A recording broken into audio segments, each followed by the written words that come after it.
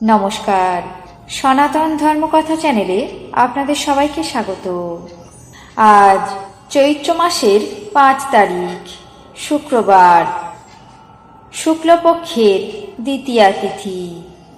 মহাভারতের সভা পর্বের 9ম অধ্যায়। বরুণদেবের সভা বিবরণ পর্ব শুরু করব।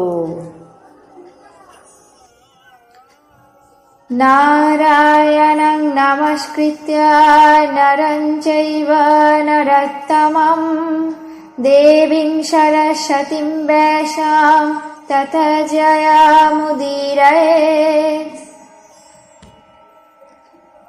দেবর্ষি নারদ বললেন, মহারাজ, দেবশিল্পী বিশ্বকর্মা বরুণদেবের অসীম প্রভা সম্পন্ন, অতি উন্নত, শুভ্র, পরিবেষ্টিত যমরাজের সভার মতো আয়ত বিশিষ্ট এক অপূর্ব সভা জলের মধ্যে নির্মাণ করেছিলেন। ওই সভা ফল পুষ্পে শোভিত, রত্নময় রমণীয় বৃক্ষমালায় অলঙ্কৃত, নীল শীত লোহিত কৃষ্ণ শ্যামল বর্ণ বিতানে এবং নতুন নতুন পত্রধারী গুল্ম সকলে সমাচ্ছন্ন ছিল। সেখানে বিপুল কলেবর সুমধুর স্বর সংযোগশালী শত সহস্র অজ্ঞাতনামা পক্ষীগণ বিহার করে।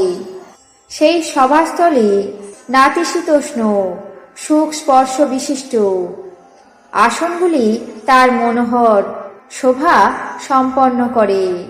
বরুণদেব দিব্য অম্বরধারী, দিব্য আভরণে ভূষিত হয়ে নিজের সহধর্মিণী বারুণী দেবীর সঙ্গে সেখানে বিরাজ করেন।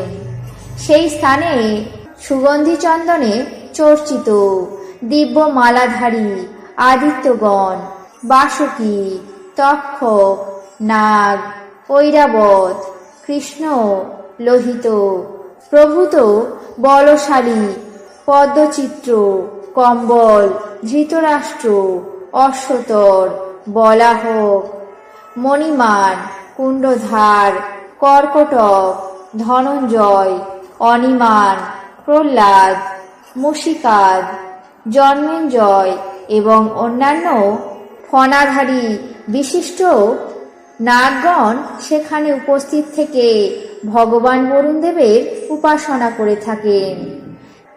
আর বিরোচন নন্দন বলি, মহারাজ নরক, সংলাদ, বিপ্রচিত্তি, কালখঞ্জ, সকল দানব, সুহনু, দুর্মুখ, শঙ্খ, সুমনা, সুমতি, ঘটদর, মহাপার্শ্ব, ক্রোথন, পিঠর, বিশ্বরূপ, স্বরূপ, বিরূপ, মহাশিরা, 10 গ্রীব, বালি, মেঘবাসা, দশাবার, টিট্টিভ, বিটভূত, ইন্দ্রতাপন, সংহ্লাদ, দিব্যকুণ্ডলধারী লব্ধবর, বিরাগ্রণী, জিতমৃত্যু, এই দৈত্য সব সুপরিচ্ছন্ন পোশাক পরিধান করে দিব্য মালা ধারণ করে বরুণদেবকে উপাসনা করে থাকেন।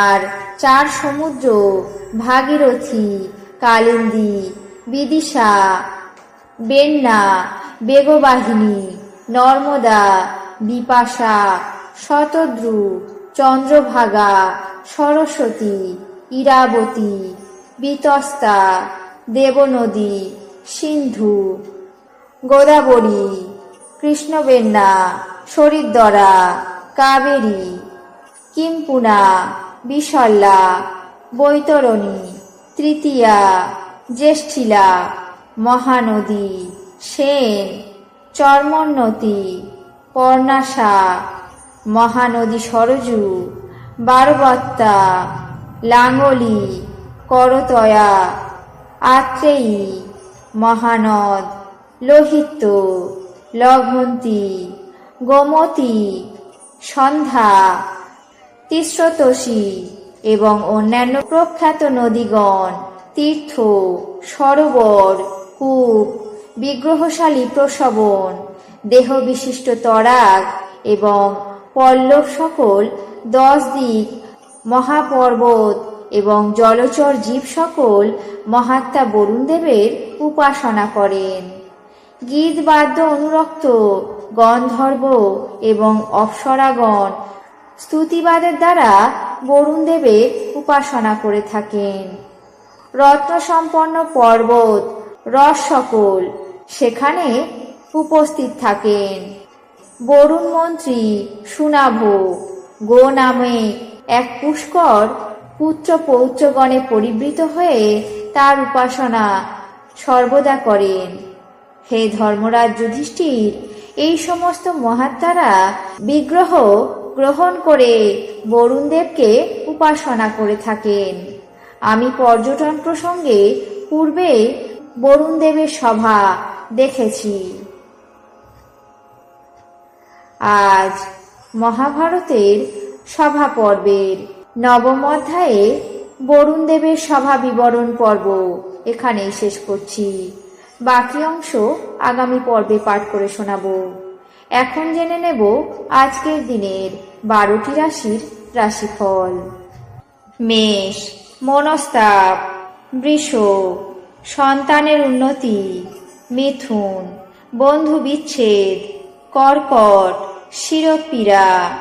সিংহ, যকৃতের সমস্যা। কন্যা, সুনামহানি। তুলা, অপমানিত। বৃশ্চিক, আলস্যে ক্ষতি।